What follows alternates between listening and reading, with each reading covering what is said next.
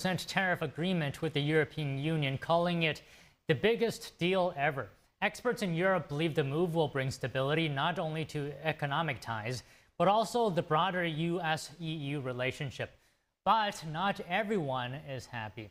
NTD's international correspondent David Vives reports from Paris.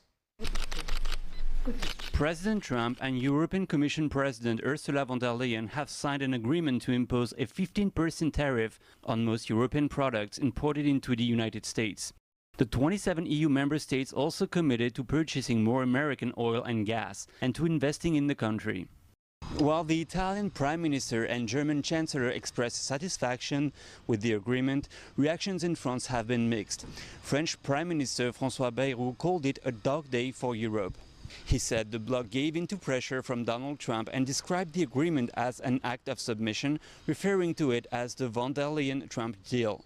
However, political commentators acknowledge that the deal brings more stability to EU-US trade and is an improvement over the previously threatened 30% tariff rate. There will also be exemptions for key French export sectors such as spirits and aerospace.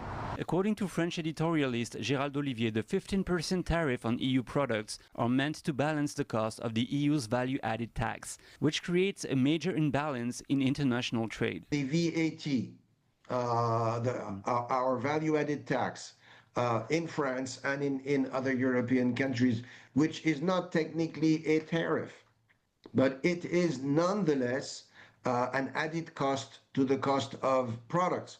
And when we live in the EU, everyone pays the VAT tax on everything you buy. But from the point of view of international trade, when you export something, it is exported without the VAT tax. European companies are expected to invest $600 billion in the United States over the course of Trump's second term. The EU's $750 billion in purchases, including oil, LNG and nuclear technology, will be structured through a mix of short and long-term agreements. The amount has been estimated on the basis of Europe's planned phase-out of energy purchases from Russia. Olivier says the new trade deal isn't just about money, but also about consolidating EU-US relations as the EU scales back imports from China and Russia. Eventually, we might see that these trade negotiations actually expand beyond the world of trade into a reorganizing of the what we call the transatlantic relationship.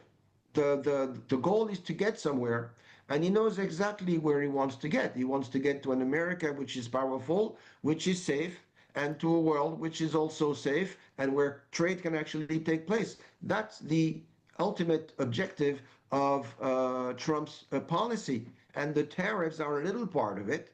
The agreement between von der Leyen and Trump is just the first step.